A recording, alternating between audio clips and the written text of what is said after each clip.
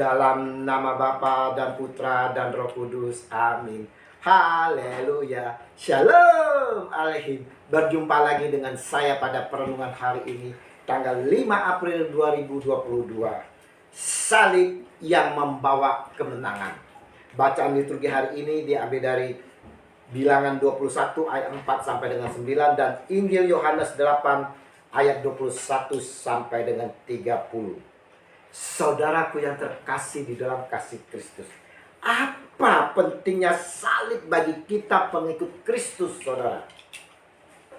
Salib pada zaman dulu adalah sebagai hukuman penjahat besar.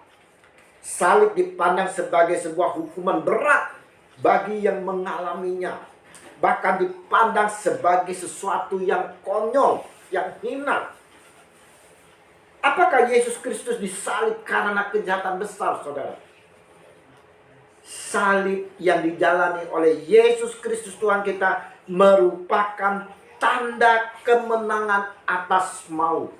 Bukan merupakan lambang, saudara, seperti yang sering kita dengar, tetapi tanda. Sekali lagi ingin saya sampaikan bahwa salib merupakan tanda yang nyata di mana Yesus Kristus telah menang atas maut bagi kita. Kalau pada zaman Musa oleh karena kekerasan hati bangsa Israel yang dibebaskan, mereka bersungut-sungut serta mereka berkata-kata melawan Allah dan Musa. Mengapa kamu memimpin kami keluar dari Mesir? Supaya kami mati di padang gurun ini? Sebab di sini tidak ada roti dan tidak ada air. Dan akan makanan hambar ini kami telah muak. Bilangan 21 ayat 5. Lalu Tuhan menyuruh ular-ular tedung ke antara bangsa itu yang memanggut mereka, sehingga banyak dari orang Israel yang mati. Kemudian datanglah bangsa itu mendapatkan Musa dan berkata, kami telah berdosa sebab kami berkata-kata melawan Tuhan dan engkau. Berdoalah kepada Tuhan supaya dijauhkannya ular-ular ini daripada kami. Bilangan 21 ayat 6 sampai dengan 7. Mereka bertaubat, saudara. Maka berfirmanlah Tuhan kepada Musa, buatlah ular tedung dan taruhlah itu pada sebuah tiang. Maka setiap orang yang terpagut, jika ia melihatnya, akan tetap hidup. Bilangan 21 ayat 8.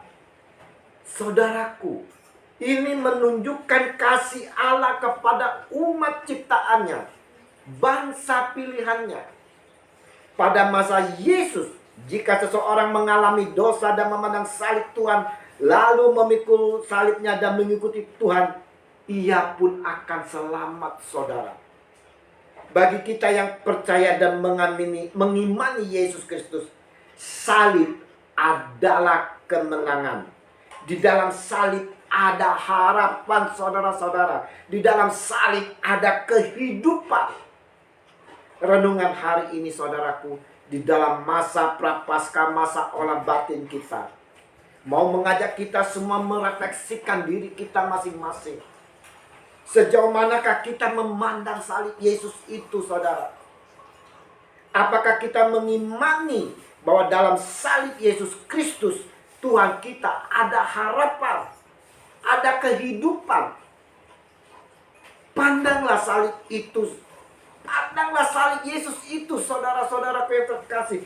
Dari atas salib, Yesus selalu memandang kita pribadi, lepas pribadi. Memandang kita semua yang berdosa ini, saudara. Yang mengalami sakit penyakit, yang bermasalah di dalam kehidupan ini. Yesus mau menyatakan kasih-Nya melalui di atas kayu salib, saudara. Matanya terus memandang kita semua dan menunggu kita, saudara. Maukah saudaraku yang terkasih, kita memandang Dia yang tersalib itu, saudara? Maukah kita datang bertekuk lutut di bawah salib Yesus, saudara?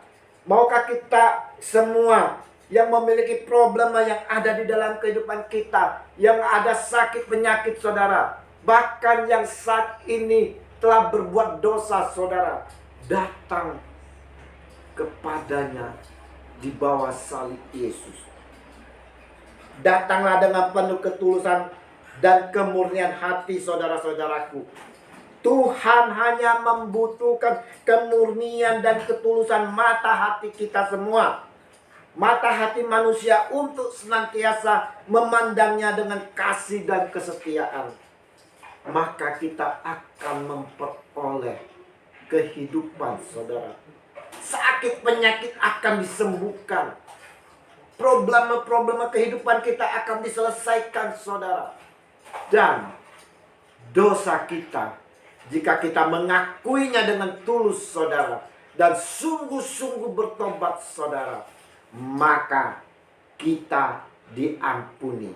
Dosa-dosa kita akan dilenyapkan saudara, dibersihkan saudara, dengan darah dan air yang suci yang tercurah dari salib. Berjuanglah saudara-saudara untuk selalu memandang Allah, karena Allah adalah jalan kebenaran dan hidup. Dan jangan selalu ingin memandang ke bumi yang syarat dengan glamor material dunia saudara. Karena di mana hartamu berada, di situ hatimu. Mari saudara-saudaraku, kita mau dengan penuh kerendahan hati selalu memandang Yesus yang tersalib, yang mau menderita bagi kita semua, bagi saya dan saudara. Tuhan Yesus, Engkau tersalib bagi kami. Engkau rela menderita demi kami, agar kami memperoleh kehidupan keselamatan. Engkaulah andalan kami di dalam kehidupan. Ku persembahkan hidup ini, ya Yesus, hanya kepadamu Yesus Tuhan kami. Kasihanilah dan ampunilah kami. Amin. Dalam nama Bapa dan Putra dan Roh Kudus. Amin. Shalom.